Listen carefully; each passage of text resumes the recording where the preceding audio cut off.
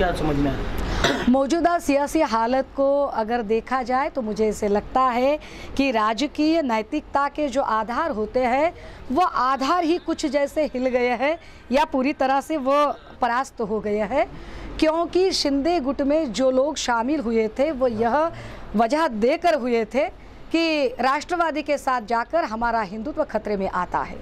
लेकिन अब उसी राष्ट्रवादी के साथ गठबंधन में उनको सरकार निभानी है। वही लोग और एक बात कह रहे थे कि अजित दादा के होते हुए हमें जो फंड्स है वो फंड्स बड़े कम मिल रहे थे, लेकिन अब फिर एक बार फंड डिस्ट्रीब्यूशन की जो सारी जिम्मेदारी है या जो सारे अधिकार है वो फिर एक बार अजित दादा की ही तरफ जाते हैं। तो हमारे जो शिंदे गुट में चले गए जो भाई है उन सबका जो राजकीय नैतिकता का जो आधार है वो आधार ही जैसे परास्त हो गया है। अब वह कौन सी वजह दिखाएंगे और महाराष्ट्र की जनता को क्या कारण बताएंगे कि इस कारण की वजह से हम यहाँ पर गए थे। तो मुझे लगता है कि ये सारी लेकिन इन सब में जो सारा सियासी चित्र है वो कुछ इस तरह से है कि देवेंद्र जी पूरी फ्रेम में से अब साइडलाइन हो गए हैं और अब जो मेन फ्रेम है जिसे हम कहेंगे कि लीडिंग रोल जो है, अब लीडिंग रोल अजित दादा का है, उसके साथ ही साथ दूसरे नंबर का लीडिंग रोल ये हमारे शिंदे साहब का है। और मुझे बड़ा दुख होता है कि इस समूचे फिल्म के स्क्रिप्ट राइटर देवेंद्र जी, इनको कुछ भी क्रेडिट नहीं मिल रहा है। मैं उनके लिए काफ़ी अफसोस जताती हूँ। शरद पवार साहब को जो सीनियर लीडरों ने छोड़ा है, तो इससे शरद पवार साहब को इनकी भरपाई कर पाएंगे? अजित दादा के साथ जो इतने सीनियर लीडर सब गए हैं तो इसकी भरपाई हो पाएगी राष्ट्रवादी में? आई थिंक यह जो मामला है यह राष्ट्रवादी का अंदरूनी मामला है, यह उनकी फैमिली का मैटर है। राष्ट्रवादी एक परिवार है, तो उनके परिवार की जो लड़ाई है बेहतर होगा कि इसके बारे में जो भी सवालात होंगे आप उन्हीं के लीडर्स से पूछें। हाँ, मेरे जो भाई शिंदे गुट में हैं उनका जो नुकसान हुआ है, उनकी जो तकलीफ़ें हैं उसके बारे में शायद मैं कुछ बोल पाऊँगी, लेकिन एनसीपी को लेकर अगर आपके कोई भी सवालात है तो एनसीपी के लीडर उसका भली भांति अच्छे से जवाब दे पाएंगे। कहा था कि आपके भाई अब्दुल सत्तार शिंदे गढ़ में गए, हिंदुत्व बचाने के लिए गए हैं, अब उनकी जो पद हटा दी गई तो वो हिंदुत्व के लिए वहाँ रहेंगे शिंदे गढ़ में और वापस इधर उधर जाएंगे? मुझे सही में उनके लिए काफ़ी बुरा लग रहा है। हालांकि मुझे ऐसे लग रहा था कि अब्दुल सत्तार भाई अपनी जो मिनिस्ट्री है वो बचा पाएंगे और मुझे लग रहा था कि कहीं ना कहीं हमारे तानाजी सावंत जी जो है वो शायद हटेंगे अपने पद से, किंतु यहाँ तानाजी सावंत जी तो रहे हैं और कृषि मंत्री। लेकिन इस बात की खुशी भी है कि मेरे होम टाउन के हमारे भाई धनंजय मुंडे साहब जिनको यह कृषि मंत्री पद मिला है, मैं उनको बहुत बहुत बधाई बात देती हूँ। अच्छा है, कम से कम सही में जो खेती बाड़ी जानता है, सही में जो खेती के क्या अर्थ है, उसका आधार क्या है, यह जो जानता है, ऐसे किसी इंसान को अगर कृषि खाता दिया है तो ये अपने आप में एक अच्छी बात है। सुप्रीम कोर्ट ने नोटिस भेजा है, ये बात क्या नार्वेकर जी को जो नोटिस भेजा है वह नोटिस भेजना बड़ा लाजमी था, क्योंकि जब ऑनरेबल सुप्रीम कोर्ट ने इस बारे में अपना फैसला सुनाते हुए कहा था कि स्पीकर इसके लिए एक विवेक्षित पीरियड में अपना डिसीजन दे दे, लेकिन वह पीरियड कितना हो इसके बारे में जो बातें चल रही थी, हमने तब भी कहा था कि श्याम सिंह वर्सेस मणिपुर का जो केस है, आई थिंक केस नंबर 548, तो केस नंबर 548 का ये पूरा डिसीजन सुनाते समय उसी वर्डिक्ट में ऑनरेबल सुप्रीम कोर्ट ने कहा था कि यह पीरियड कितना होगा, तो 90 दिनों का होगा। 90 दिन पूरे हो चुके थे। नार्वेकर जी ने चाहिए कि वह ऑनरेबल सुप्रीम कोर्ट के उस फैसले को अहम मानते हुए उसका आदर करें, किंतु उन्होंने उसका अनादर किया और उसी की वजह से आज ऑनरेबल सुप्रीम कोर्ट ने उन्हें 2 हफ्ते के अंदर अंदर अपना डिसीजन सुनाने को कहा है। हम चाहेंगे कि नार्वेकर जी निरपेक्ष होकर अपना फैसला सुनाए, ना कि किसी एक पक्ष के प्रभाव में आए, किंतु उनसे यह उम्मीद करना यह फिर एक बार मुझे जैसे बेफिजुल लगता है। चंद्रयान भाई, चांद और सूरज का क्या होगा बाद में देखेंगे। यहाँ पर ज़मीन पर जो लोग हैं ना, उन लोगों की जो डेली ज़रूरतें हैं वो पूरी हो गई कि नहीं, उसके बारे में पहले सोचें। बारिश नहीं हो रही है, हमारा जो पूरा जो किसान है वो बेहाल है, दोबारा फिर एक बार शायद बुआई करनी पड़ेगी क्योंकि बारिश बिल्कुल नहीं है। मुझे लगता है मुझे मेरे आसपास के लोगों के बारे में सोचना यह मेरी पहली प्रायोरिटी है।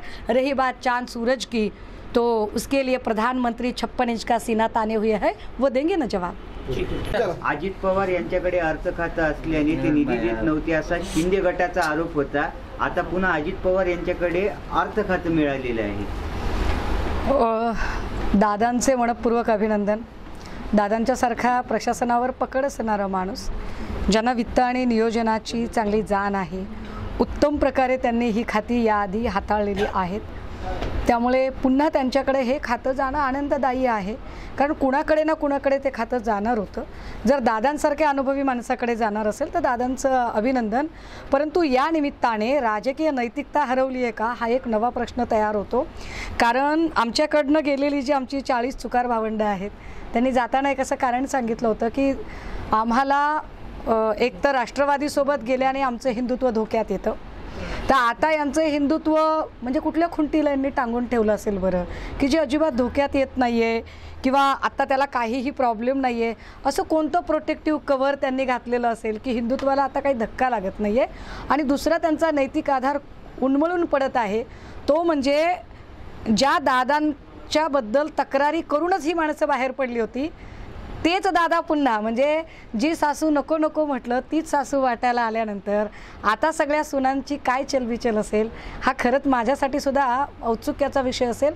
पण या निमित्ताने संबंध महाराष्ट्राला एक गोष्ट नक्की कळलेली आहे की ही सगळीच माणसं राजकीय नैतिकता हरवलेली माणसं आहेत। नैतिकतेचा कुठलाही आधार यांच्याकडे नाही आहे। सत्तेसाठी वाटेल ती तडजोड हे सगळे करू शकतात। 16 आमदारांचा जो अपात्रतेचा मुद्दा होता त्याच्या सुप्रीम कोर्टाने राहुल नार्वेकर यांना नोटीस दिलेली आहे की याचा लवकरात लवकर काय निर्णय घेतलाय असं त्यांनी विचारणा केलेली आहे। मी तुम्हाला 3 मुद्दे एकत्रित करून सांगितले पाहिजे त्याच्यासाठीचे। एक की 12 आमदारांचा राज्यपाल नामनिर्देशित आमदारांची जी स्थगिती आहे ती स्थगिती उठलेली आहे, दादांची तिकडे एंट्री झालेली आहे आणि त्याच वेळेला 16 आमदारांच्या संबंधाने 2 दिवसांपूर्वीपर्यंत जे नार्वेकरजी असं म्हणत होते की मला कोणीही सांगू शकत नाही, मला वाटेल त्यावेळेला मी निर्णय घेईल। आम्ही तेव्हाही म्हणत होतो की ऑनरेबल सुप्रीम कोर्टाचे जे जजमेंट असतात ते कायद्यासारखे खालील सर्व संस्थांवरती बंधनकारक असतात, नव्हे ते तसे ट्रीट करावे लागतात। ऑनरेबल सुप्रीम कोर्टाने जेव्हा विविक्षित पिरियड असं सांगितलं तेव्हा विविक्षित पिरियडची व्याख्या किती ही स्पष्टपणे मांडलेली आहे। के श्यामचंद्र मेघसिंह विरुद्ध मणिपूर राज्य खटला जो आहे, या खटल्यामध्ये स्पष्टपणे स्पीकरने 3 महिन्याच्या आत अर्थात 90 दिवसामध्ये निर्णय घ्यावा असे म्हटलेले असताना सुद्धा नार्वेकरांनी उद्दामपणे म्हणणे हे तसे वाईट होते।